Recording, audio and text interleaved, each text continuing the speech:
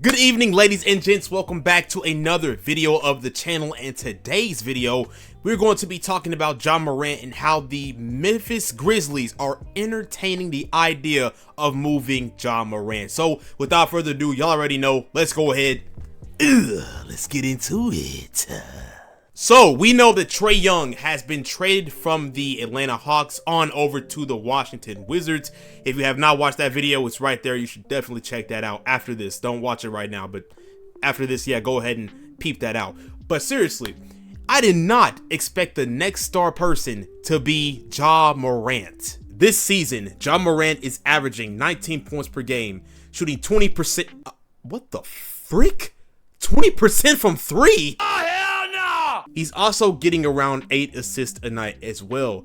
But to see pretty much all of his numbers and percentages drop like this is diabolical. On top of that, he hasn't been the best when it comes to health and being on the court, but nobody is beating this man in that race. Plus, him and the coach this year did have drama to start off the season too, and you could tell when they traded away Desmond Bane in the offseason that this team was going in a new direction, prioritizing guys like Cedric Howard and also Jalen Wells and Zach Edey. Basically the same situation that Trae Young was in that eventually led him to have freedom to go to a destination like the Washington Wizards to have a fresh or a new start. And I think that is exactly what Ja Morant needs, is a new and fresh start and just somewhere better or better environment than the Memphis Grizzlies. Now, will that happen before the trade deadline or in the offseason? I simply do not know. But you have to think, if Trae Young didn't really get traded for a lot, you got to think Ja's value might be around the same or even worse. But it might be slightly better. We just don't really know that yet. Which we know the Grizzlies are definitely going to look to either get some kind of draft capital or some young pieces back in return. Now, what the heck was that? Why did you do that? Don't ever do that again. I'm sorry, I had to yell at my hands because I didn't like that mess. That 6'7" crap, no, that's out the door. We don't do that over here. We don't do that over here. Anyways, back to what I was saying. Ja Morant has only played 18 games this season, so it's kind of going to be hard to see what you could get back in return. Will his value be higher than Trae Young's? Possibly because of how much he's been loved in Memphis and all the stuff he's done. I don't know. You said the same thing for Trae, how much he's done for Atlanta and the fan base and everything, and he only got traded for 2 players and no picks. Still kind of blows my mind. But some teams have been thrown around to possibly make a trade to get Ja Morant, but my favorite is definitely the Miami Heat. They really haven't had a go-to guy since Jimmy Butler, and we all know how that's going right now with Golden State. Anyways, back on topic. This by far is the best fit for Ja Morant because they have draft capital and they have young players on this squad. Now, to make the money work, you might have to throw in Tyler Hero. That hurt to say. I'm not going to lie. That did hurt to say. I like Tyler Hero's game, but to possibly get rid of him to get Ja Morant, you might have to do that. I'm not going to lie. He'd be a great go-to piece on this team. To add him with Norman Powell, Andrew Wiggins, Kel'el Ware, and Bam Adebayo in the starting 5, that's beautiful. We know Ja Morant does not play a whole lot of defense, but to add these guys that's going to hustle on that end is fire as frick. Playing with Bam and Kel'el Ware, the beautiful pick and roll action is going to be freaking fire. And back to the defense side of things with this team, that's going to be crucial, especially down the stretch. Let's say somebody gets a steal. They can push that junk in transition. We can see Ja Morant on the other end running that junk, windmill, boom, and slamming that junk on down through the rim. Listen, it's the best destination for this man to go to. We have Norman Powell averaging around 24 points per game. That boy's hooping. We have Andrew Wiggins hitting threes, especially off the bench. We have Jaime Jaquez and we have freaking Davion Mitchell, who's going to come in off night, basically, and play that defense at that point guard position when Ja Morant needs a break. There are some other teams that are out there, like the Timberwolves, man. The Minnesota Timberwolves are a team that's looking to possibly try to make a move out there. Now, keep in mind, Mike Conley is like Odin. He needs to sit down. He's pretty old out there, and he needs to sit down. Rob Dillingham, another point guard who isn't really getting a lot of minutes, really. He's getting around 10 minutes a game and isn't really producing a lot. He's shooting like 34% from the field. That's not that good, brother. That's not good at all. So I don't know what they would possibly give up, because they don't have a lot of young guys on this team, man.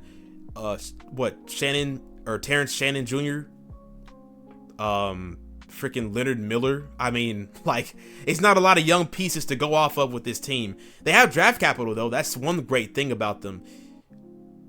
Maybe throwing in a guy like Naz Reid might have to happen. That does sound crazy, but that might have to happen in order to get a point guard like that over here. And this helps out Anthony Edwards because he has the ball in his hands a lot, as well as Julius Randle. But a big three of Morant, Julius, and Anthony would be pretty fire in my opinion. And we also have the Sacramento Kings.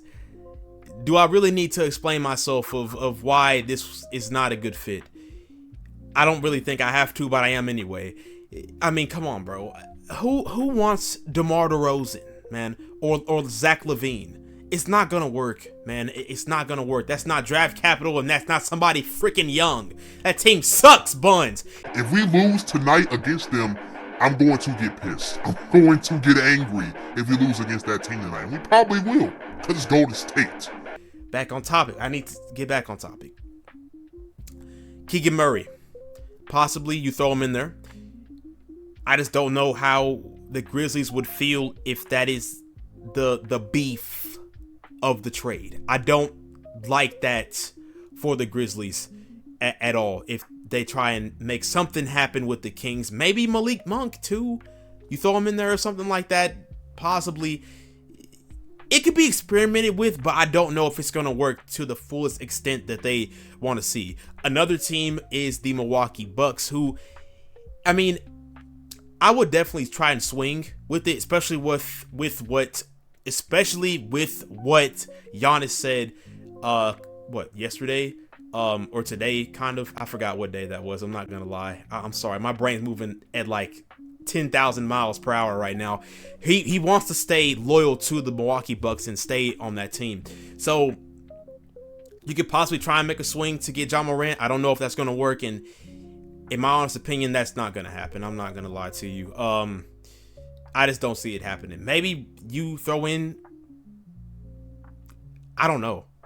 I really don't know, honestly. I don't know who they would look to get back in return for that.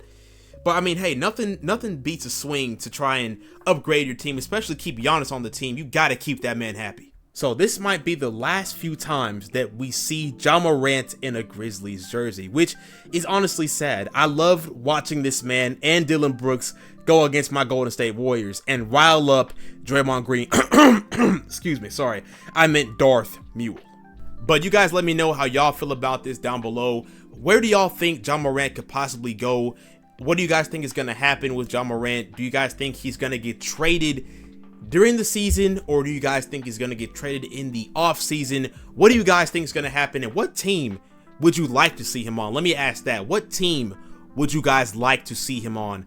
Like I said, mine is Miami. I just think it fits perfectly, and he could be the guy for that team. He doesn't have to be behind a guy like a Giannis or behind a guy like Anthony Edwards. He would be the guy in Miami at that point, and I honestly love it. Second option in Norman Powell. I mean, a stretch guy, Khalil Ware, who's actually improving his three-pointer. That's something that you love to see. Andrew Wiggins being that two-way guy, being able to shoot and play defense. It fits perfectly. It's like a silhouette, man. It's like a story just being written with paper. What the frick did I just say? That made no sense. I'm finna go on to the outro, bro. I'm tired. I just got off of work. Holy frick. I need to sit down and actually rest my brain. Okay, I'm done talking. Let's go on over to that outro, man. All right, you guys have made it to the end of the video. Thank you all for watching. If you enjoyed, please hit that like button. And of course, let me know what you want in the comments down below. Do not forget to subscribe and also hit that notification bell so you don't miss anything from your boy. And that's it, guys. That's all I have to say. So hopefully you all do have a blessed day. If this is not coming out today, it's going to come out Saturday. So I'm just letting you know that. Frick! I'm just letting y'all know that right now. I'm getting angry. It's time to go because I'm gonna start ranting. Hopefully you all do have a blessed day. And of course, yours truly, Mr. Beard is out.